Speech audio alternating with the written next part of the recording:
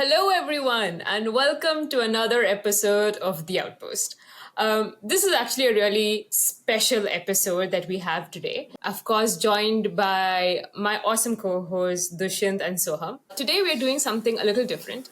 As opposed to our normal deep dive on three topics by each of us, we are going to converge on what is currently for better or for worse, the most talked about thing in the AI world, which is DeepSeek model and everything and all the implications around it.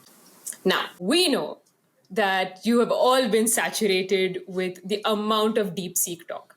But I promise you, the objective of this conversation, as this being the only topic you need to hear, the only conversation you need to pay attention to, because we are hoping to cover everything you need to know and understand about DeepSeek and the implications for you from an AI research space, from the user experience space, from a product space, and definitely from a policy space as well. So please stick on, and I promise it's going to be interesting. With that, over to Soham to get us started. Thanks, Saranya.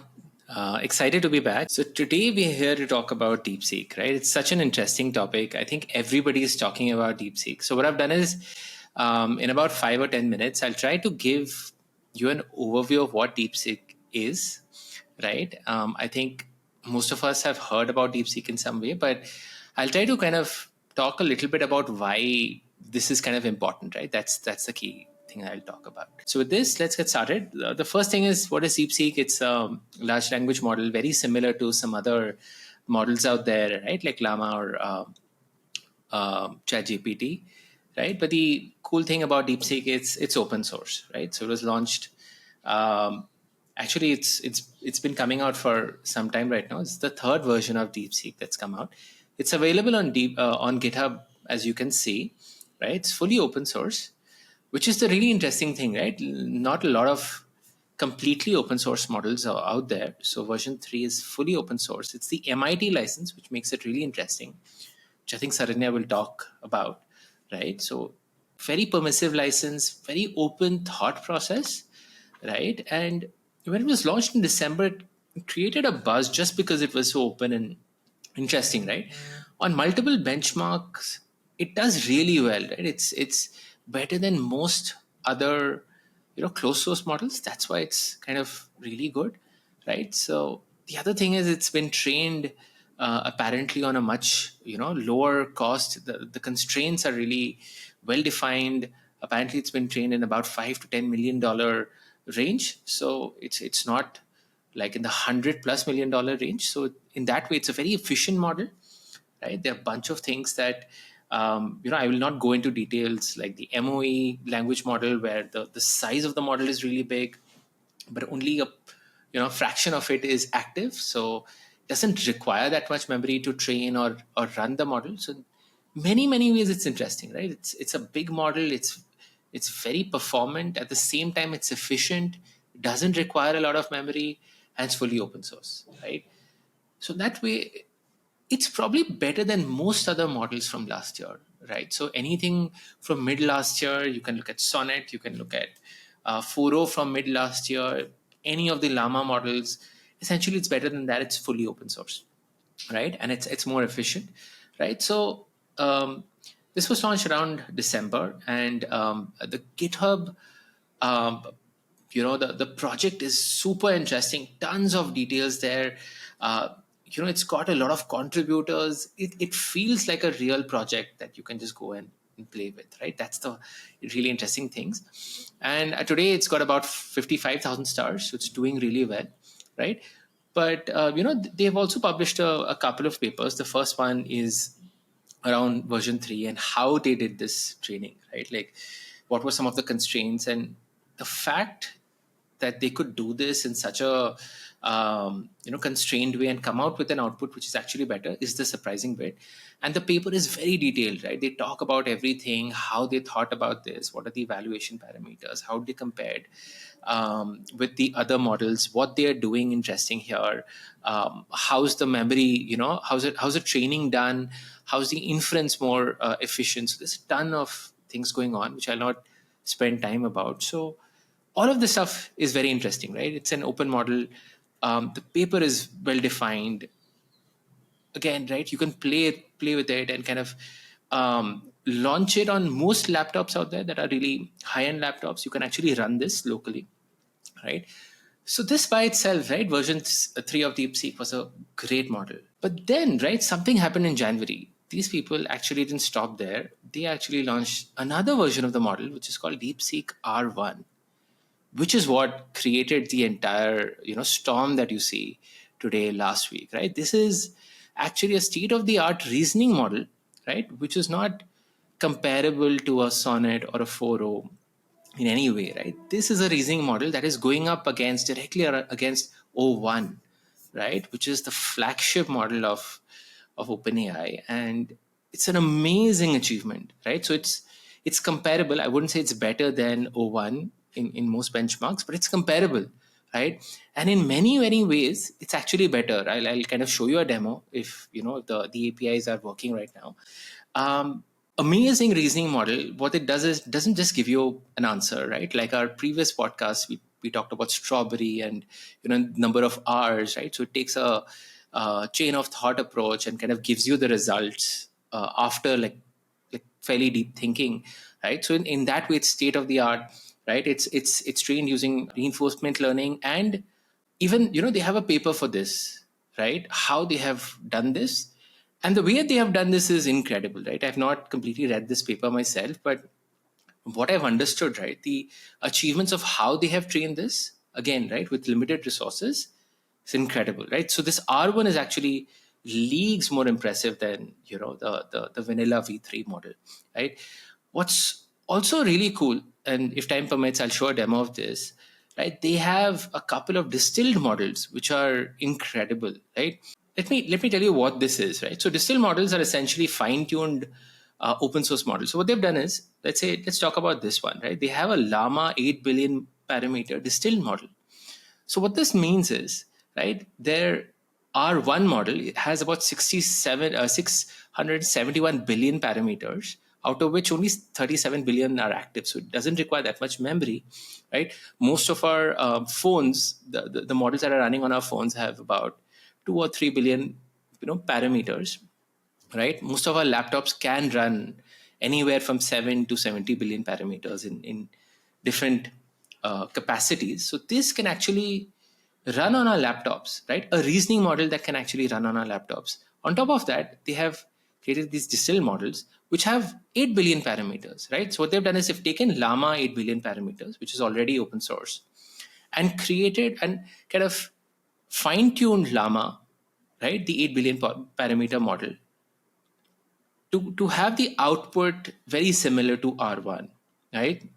So essentially, R1 becomes the parent model, which is kind of training the child distilled llama model, right?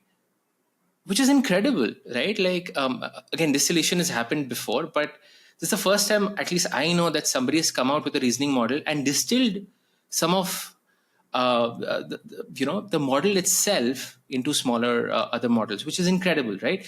So what this means is you have this Llama 8 billion parameter model, which is a reasoning model, and this actually has different quantizations, which means it actually runs on my iPhone, right, offline, which is incredible, right? I'll again show you a demo of this. This is the first time that a reasoning model, where it thinks, it shows you the output of how it's thinking, all of that is running on my phone offline. Completely insane stuff, right? Otherwise, O1 models, right, which were running in the cloud on very large data centers, took like amazing amount of resources. It took forever to train and forever to actually infer and get you an output, right? That is now happening on your phone. Incredible, right? And the output is fairly good. So they have all these different sizes. What does this mean, right? Everything from 1.5 billion parameters, which can go to most phones today, right, all the way up to 70 billion. You have a range of target models that you can deploy. If you're an enterprise, if you're a small company, if you're a smartphone manufacturer, if you want to build, maybe a washing machine, right, with a reasoning model which can do stuff, right? If you ask it to, I have this kind of kind of apparel and I want like a specific wash cycle for that, maybe this 1.5 billion reasoning model can understand what you're talking about, give the instructions, and kind of get the wash customized to that, right? So it's incredible what they've done. And the evaluation is again fairly good. It doesn't beat O1 in most of the benchmarks, but it's very comparable, right? Which is incredible as well, right? Again, there's a paper link which I'll link in the show notes, right? And also link a really interesting blog post on the family of models, right? Not just R1, but the family of models, all these different distillations, why they are important, comparing them to some of the other state of the art models out there in reasoning, right? And the outputs, how it thinks, and so on, which is super interesting, right? Um, right. So this is another interesting blog post that you can check out and see why the distilled models are also very, very important, right? So this is a little bit about V3 R1, right? Both interesting models created by DeepSeek, which is a Chinese company, with apparently not a lot of resources, which is like a side project. I don't know if it's a real thing or it's a joke, right? And but it's incredible, right? And it promises a lot for the future of open source models out there, right? People are already creating really interesting things. One of the interesting projects I came across was this overthinker, right? As if DeepSeek was not thinking enough, and I'll show you a demo of this. But they have created another project which actually kind of thinks infinitely. You can actually ask it to stop only when you think it's thought enough, right? With this, I'll show you a demo. You can go to the site, kind of sign up for DeepSeek. I think because of various DDoS attacks, that signups are have been paused temporarily, but you can still check it out, right? This is the demo, right? I've just created a prompt. So we are working on the outpost. We are working on an SEO strategy, right? And a very simple prompt like this, where we're trying to ask it to create an SEO strategy, right, typically is very challenging for normal models because they don't have enough context. So you have to provide the context, right? If you're on Sonnet or 4o or any of these normal models like Llama, you have to tell, right, what you're looking at, what does the SEO strategy mean, what is the site about, and all these things, right? Whereas in DeepSeek, right, you have the V3 model which will do something very similar, but you can just click on R1, right, and ask it to give you a result, right? So the interesting thing is it starts thinking, right? Unlike O1, which just like thinks and does nothing, over here it actually tells you the thought process, right? Which is incredible, right? Let me just read this, right? Okay, so I need to help create an SEO strategy for an AI news aggregator. Let me start by breaking it down, right? They want to improve discoverability and drive organic traffic. So SEO is all about optimizing the site, and so we should rank it higher, right? So first I should do this and then I should do that. So it's like a monologue, right? But it's an internal monologue of a system, and it's kind of amazing, right? It's actually thinking in the right direction. So you're talking about, it feels like you're talking to somebody who's somebody who's experienced in that field, who has an idea about what they about SEO, about the topic, fairly intelligent, sharp person who thinks in the right way, right? Right thought process, right? On page SEO, would involve meaning this, and it's a fairly detailed monologue of what it could do, and it's very long, right? After that, once it's thought, it's come up with all these options, then it gives the results, right, which are fairly on point, right? And it's very fast, right? At no point do you feel like it's slowing you down or it's not giving the right output. It's incredible, right? And because you can see the thought process, right, you can actually challenge it on, this assumption is not correct, or you should think like this, right? Which leads to Yeah. a fundamentally better approach, right? You're not questioning the outputs or challenging it on that. You're actually questioning the thought process, and it leads to some amazing conversations, right? That's what is so cool about R1. It's something I've never seen before, and it's incredible, right? Again, this is open source, right? I'm on the DeepSeek side, but you could run this on your like server or laptop, really powerful laptop at home. And I'll show you how this runs on my phone as well, right? Any thoughts, This Saranya, is Dushan? this is very very fascinating and also feels magical in many ways to me. Um so. So few things, correct? Number one, it seems like the world has gone upside down because of DeepSeek release. Everybody is talking about it, and for right reasons. Absolutely. And just to kind of know what you mentioned, Soham, is that the thought process has helped to build a trust of why Yeah. this model is really good, correct? While oftentimes we hear these new approaches, model developers come up with in terms of training or optimizing or fine-tuning their work, but we don't get to see those in when the results comes out. This is the first time. It seems like, it's kind of, giving you a peep inside into the model's brain, and Yeah. you could kind of, see what things are happening there. So phenomenal. The question I have for you now is for Sarani, actually, is that the pace of innovation is accelerating. Everybody is jumping into the open source side of it, and I think you did cover a fantastic segment a few episodes back on the licensing part of it. Yeah. Correct. I want to come back to you and kind of, pick your brain on specifically on DeepSeek, and what are your thoughts around licensing, and how do you think this will set a tone for the future innovation that is coming out there? Yeah. No, 100% Dushan. I think uh, that's the question on everybody's mind. I think there's a lot to unpack over there. I mean, first off, I'll start off by saying, at the cost of my own brain melting, I love it when like tectonic movement happens in the definition and assumptions on the basis of which we operate, right? And I think that's what's happening here. And that's why it's upending so many things, because it's changed every assumption we have made. And I can definitely speak to the policy world of how we want to see the AI race, or we expecting the AI race to develop. So first, I'll quickly touch upon the license piece, which of course Soham already kind of spoke about, it's a very crucial factor or the definition of why DeepSeek has made the waves it has, which is the open source factor, and it comes up in different perspectives. As he mentioned, it's licensed under MIT, and then they have a separate license terms, which where they talk about effectively you can download, use, modify in whatever way, and you can sub-license and sell as well. Like they are really even saying, as long as you attribute it to us, commercially exploit, and it's perfectly fine. And like we discussed in our last segment on licensing, they actually have end use restrictions, which are nothing too out of the ordinary. Like for example, certain models talked about, let's say, usage restrictions in medical space and things like that. They actually have a usage restriction in military use, which the whole China thing, we should discuss that. But then again, exploiting, harming people or minors in any way and stuff like that. So good stuff, well thought out, while still being very open and engaging in what they want people to do with the product, what they want people to do with the model, how they want them to use it, and still having a perspective on the restrictions that they see this coming in, right? So again, the great part about when people push the bar in licensing is that it then causes peer pressure for everybody else to make their things open, which is fun for everyone.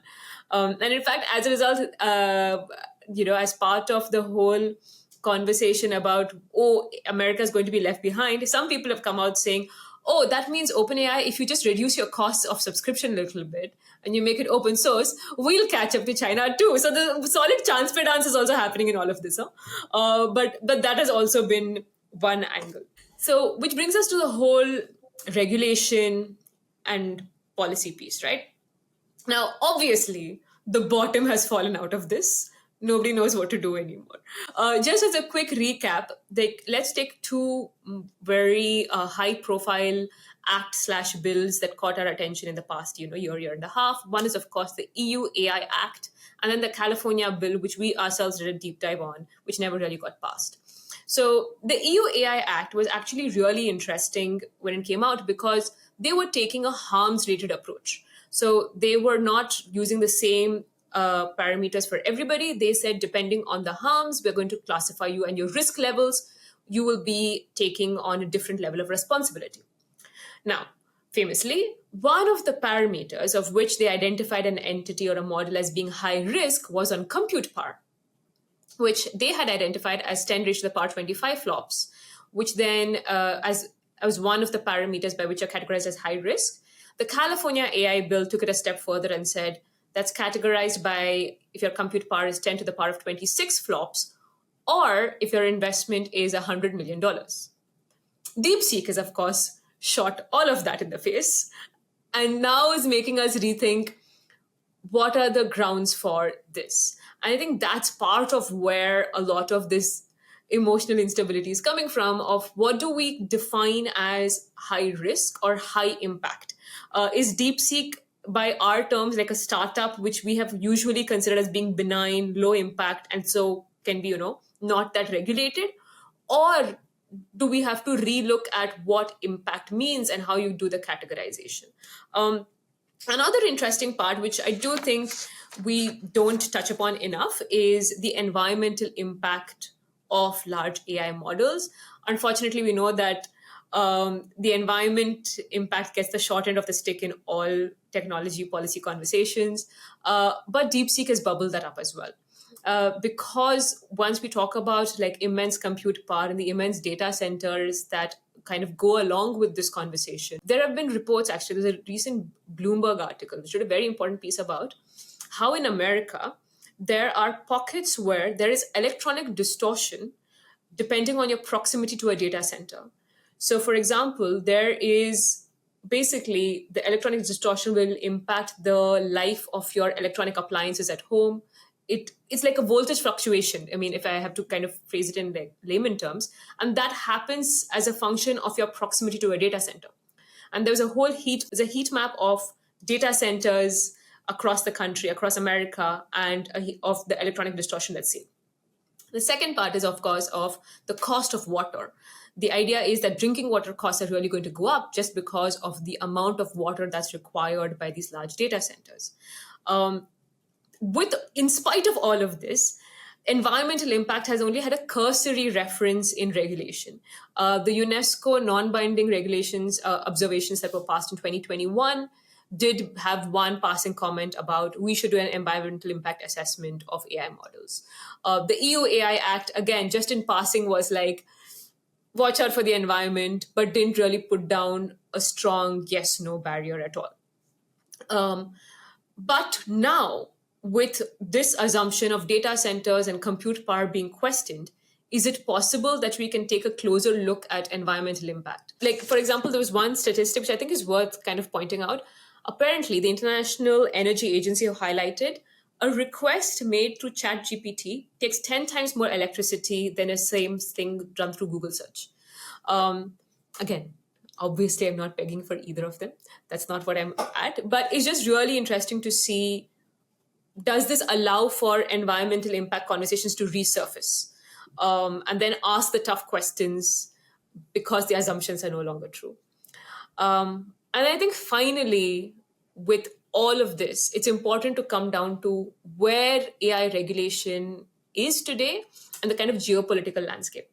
So if I have to take a brief review of where AI regulation stands today, the short version is it just doesn't exist, right? It's like very cursory, it's suggestions, but not really hard-bound grounds.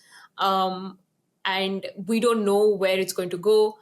And that's mostly because, for the lack of a better term, the large AI companies who are in this space have taken a very, if you regulate me, I will take my bat and go home approach, right? Like, for example, they did this in France, where Mistral AI exists. But as the EU AI Act was coming into place, there was a lot of conversations where the large companies were like, you know what, we're going to shift our headquarters. We're not going to have a presence in EU. If this regulation is going to be so pedantic, if this regulation is going to be so restrictive. Similar thing happened, as we know, with the California AI bill, where it was as a result of, amongst other things, strong pushback from the big tech of the AI space, where the bill just didn't end up getting passed. And some of it is completely valid, don't get me wrong, because validly there were concerns that it might restrict the growth and innovation. The way the bill was set out was completely wrong, and we've discussed that ourselves. But with DeepSeek coming into the picture, how does that change this conversation, right? Does the negotiation power of, and DeepSeek, of course, being open source is a major factor, does it change the negotiation power of these companies in their ability to say, I'm just not going to play ball anymore? Or does it deepen it? Because the Western countries, and EU and America, unfortunately, are still kind of got the pen on things like regulation. Does this in fact help it deepen it and saying, hey, if we want to have local models, by which unfortunately today that really means more like Western models and non-China models, then we better do this, give these AI companies whatever they're asking for, lest all we'll have left is a big China company running the board. I don't know where that conversation is going to go. On that point, I do want to quickly touch upon the data sovereignty piece, because that's been a huge boogeyman in the next question, which is, so what if it's a China model? And I think at some point, everybody needs to take a good look at what that question means for them. So, for example, of course, everybody in America with TikTok ban and everything, they have a problem with data moving to China. And, Arvind Srinivas of Perplexity, of course, was really helpful in breaking it down and saying that's not a concern, especially if you're running locally, given that they've enabled it open source. You can run it locally on your system, on your phone, like Soham mentioned. And so you will not have a data going back to China problem, which has been a concern with America, as we saw with the recent TikTok evaluation and so on and so forth. So, with all of this, what happens to the distrust of open models? What happens to what they're positioning as the distrust of anything that is not coming out of the valley, in terms of either competence or security? And what happens to the larger landscape, I think, would be very interesting to see. I would also like to point out that different countries have different problems with China and the DeepSeek piece, and I don't think it should all be merged together. For example, India's perspective on DeepSeek is very different, and China is very different from the America's perspective on DeepSeek and China, and we kind of meld that together sometimes. Which kind of brings me to, I think, that Sam Altman clip that's been doing the rounds. Hey, Sam Rajan here from Peak 15 Partners. I mean, as you know, we've got a very vibrant startup ecosystem in India. Let's say a startup from India building, you can build on the models, be it ChatGPT and many others. But if you want to build foundational models, how should we think about that? Where is it that a team from India, 3 super smart engineers with, not 100 million, but let's say 10 million, could actually build something truly substantial? Look, the way this works is we're going to tell you it's totally hopeless to compete with us on training foundation models. You shouldn't try, and it's your job to try anyway. And I believe both of those things. Which I think is fair, because he's trying to promote his company. He's not trying to promote AI in India. But I don't think it is what it is. I think the question is still out there, which is, where are the 10 Indian people who are going to build the next large language model, or like this, or not, but kind of assert their position in AI without having to pick a camp, which is America or China, and really neither of which is ours. I mean, I'll end with this. In this whole thing of China, not China, America, not America, I would like to believe the only winners will be us, will be India. Because if nothing else, for some reason, egos have been fantastically bruised, which I love. I mean, none of these questions were asked when it was ChatGPT from America, which was doing all of this. The same question comes from China. Suddenly we have questions about data sovereignty and, it's not coming from our country. But now that it's from China, we're like, why didn't we do it first? So I'm not going to unpack the reasoning behind that, or the different generations of issues behind that thinking. But the fact that it's here, the fact that we are all fired up and can basically start paying attention to the work that's happening in India, like Dushyant mentioned, fantastic models that are already live in India, start paying more attention to it, try using it more, enriching it more.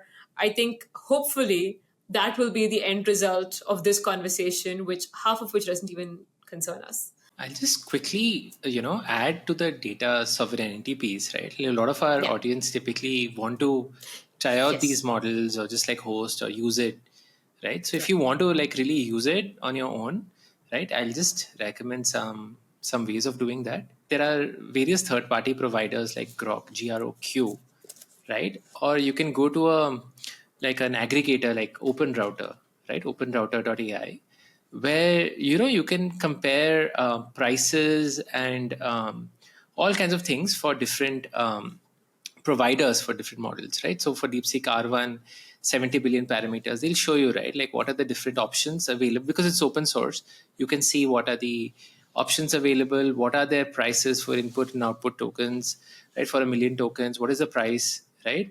And what is the uptime, right? Like it's operational, what is the overall throughput, etc. So they'll give you all these stats so you can see, right, like you don't have to use the official DeepSeek API where the data might go to China. Over here, the data stays in the in the infrastructure of the provider. Over here, we have Deep Infra, right, which is not a Chinese company. You can see all the models, all the open source models that they run, and you can see R1 distilled, like Llama 70B. So all these models are there available. You can see the pricing, you can compare it, and then make a decision, right? Or you can use Grok, which is based in the US, based on your geographic location, regulations, etc. You can actually choose a data center that's relevant to you, the pricing that works for you, and then you can choose where to host this. Cool. I But think I think we have done a full round circle there.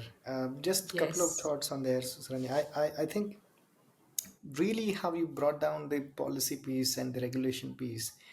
I think a lot of time people were thinking that the way to kind of basically control this whole space was to control the compute, yeah, correct? yeah, And now something has happened that, okay, you know what, compute is just one part yeah, of this whole puzzle, but there yeah, are other so they're kind of going back to the drawing board and figuring out, okay, what can be done out of it. Again, nobody knows what those guardrails are, but I yeah. think clearly it's not just compute is what we learned out of it. Actually, on that piece, I wanted to add. It would be really interesting to see what happens to all the AI infrastructure commitments already made. Because I just look, I did a quick review of this. Meta and Microsoft each have committed to a capex of $65 billion or more. Stargate, of course, as we know, is $500 billion on Billion, AI yeah. infrastructure committed only to OpenAI, as came up in a subsequent announcement. And of course, closer to home, we have Ambani looking to build out the world's biggest data center, NVIDIA powered, may I add, in Jamnagar. So I don't know where all of these conversations go, and especially some of these, especially with Stargate, could be taxpayer money as well. So it would be great to see where that conversation goes with this enlightenment. Just on that point, right, on the compute piece, there are actually so many innovations.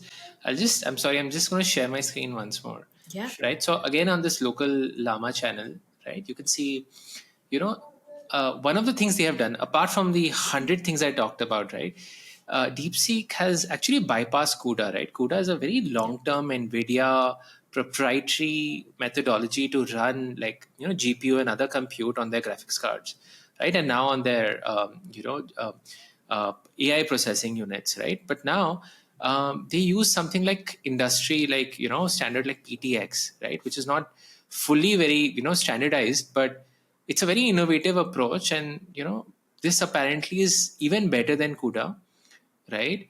It's more efficient and it's kind of open source in many ways, right? Like the language is there, they're using Python, right? And they're kind of trying to bypass CUDA, right? So you don't have to get locked into the NVIDIA ecosystem, right? It's an assembly kind of way of kind of bypassing that and kind of doing a lot of compute. So many innovations happening. So you don't necessarily need those bigger data centers, like a lot of cooling or, you know, uh, Yeah. environmental impact, as Sarani, you mentioned, right? So all these things are happening, and such models actually bring innovations in hardware, software, and everything. I completely had a blind spot on regulation, so I think thank you for bringing it up. And of course, the privacy and the whole environmental piece, I think massive attention. I think everybody needs to do, Yeah. like, pay to it. Also, the whole concept of should we build our own model out of it? I think that story will continue be playing for some more time. I think the jury is out to kind of figure out, okay, what the right approach is going to be. But I'm pretty sure there are enough and more reasons for people to do it. At least for India perspective, I think if you look at our diverse landscape of culture, of need, Yeah. and languages, especially around it, I think it makes more sense for us to kind of build our own model there. So I think you will Yeah. see a lot of interesting things happening in language space, especially in India, like localized. I think, and I'm big proponent of that. So yeah, keeping fingers crossed, and I think hopefully all of those innovation will push the thing forward, and we can kind of maybe all be beneficiaries of it. So the question though I had is that what should people do in this situation? If you are an AI developer, or if you are in somewhere connected to this ecosystem, what is the action item for you? Or what did all of us do when we heard about DeepSeek? Let's start from there. I sat down. The first thing I did. No, I'll take the liberty of kind of jumping in. I think what's been happening, and more than anything else, I think what this DeepSeek moment has done has told us that this thing is not a linear race. It's not going to be like you just have to run faster. There is no, somebody else has not created the playground. None of that has happened. I think if you have to answer the question of why didn't India win this, or that framing itself is very absurd. But fundamentally, what DeepSeek did is it changed the playground. It just said, no, I am going to create my own playground. End of story. The fact that the result ended up doing the things it did was just very nice. But fundamentally, it just said that I'm going to do something else and we'll see what happens. I think that's where the real win is. Because as long as, I think it's kind of crazy when anybody is trying to say, this is what we are going to do as a nation, or this is what we are going to do as a continent. Like, it's not going to work that way.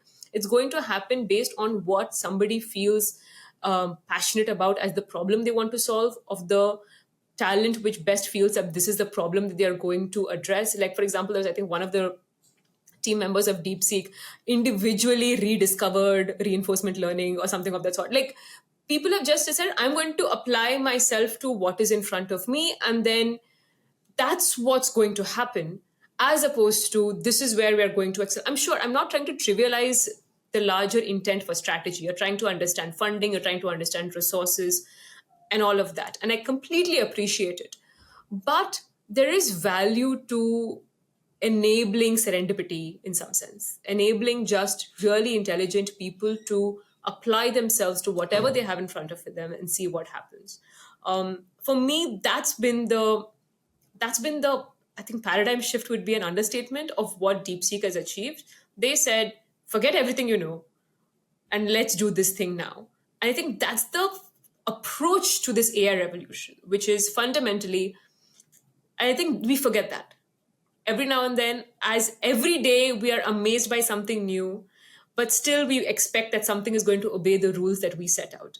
I think we need to keep reminding ourselves that this entire moment is happening because some people decided to forget everything they know and look at things differently.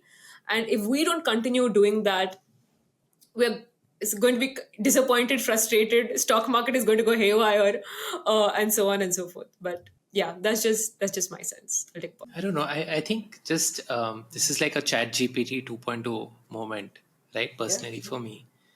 Because, I mean, this is an open model. There's so many things you can do with it, right? You don't have to, it's not tethered to anything. So the implications for this are so profound in that way, right? I think we'll see so many people using this everywhere, right? It can be used in um, in policy, right? Like in legal, like Yeah. I don't know, right? What R1 as a reasoning model can do, from a Yeah. you know you know like legal perspective. So Maybe it's it'll super demystify interesting. law, Soham. Like Yeah, you said, like, maybe it'll yeah. make a lot of this reasoning more available to everybody. 100%.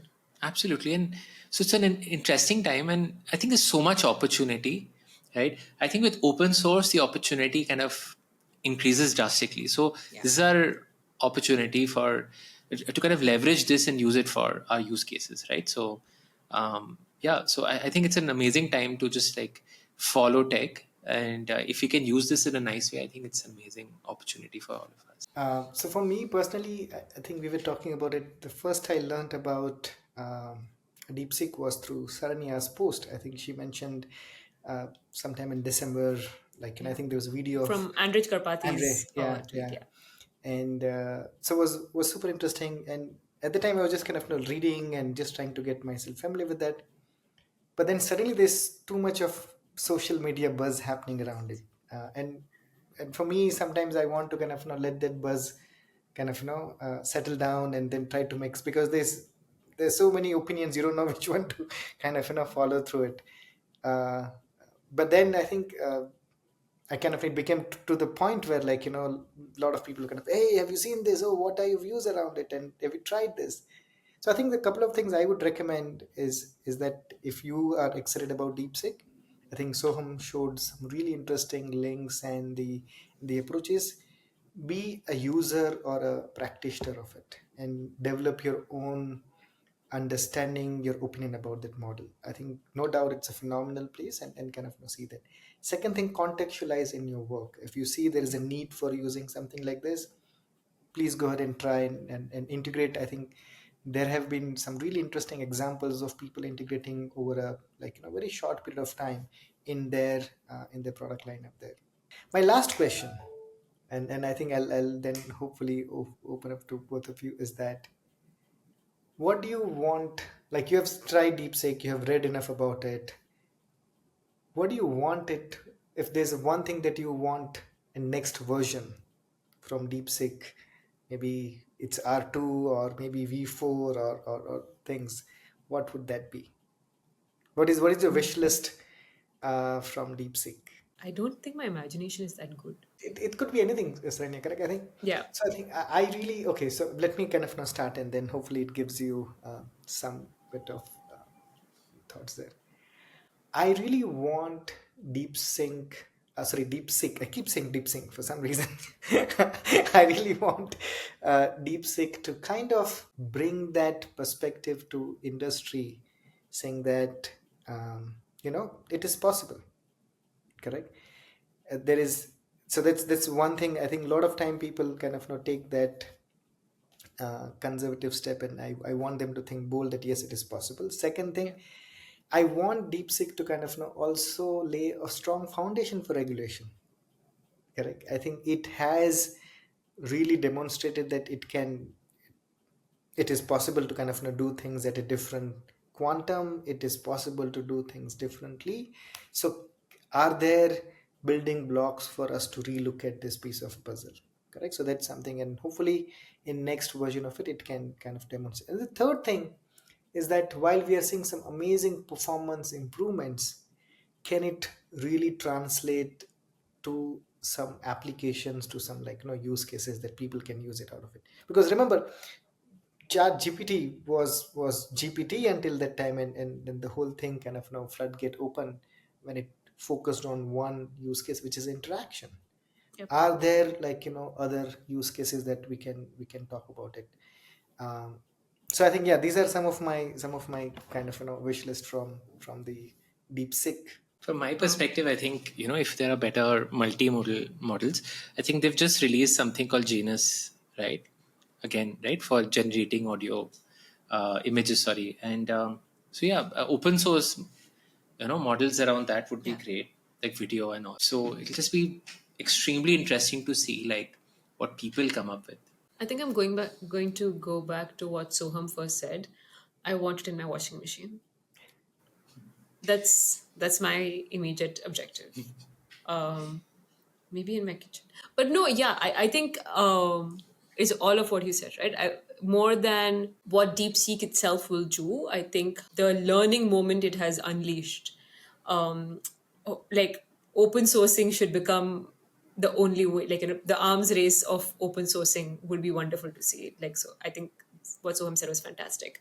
And just it would be great to see the domino effects of this in terms of learning, in terms of just reframing everything. It's going to be fun. So with that, Saranya, This was awesome. And I think this is the first time we've done this where, we all deep dive on one topic because there's so much to unpack here.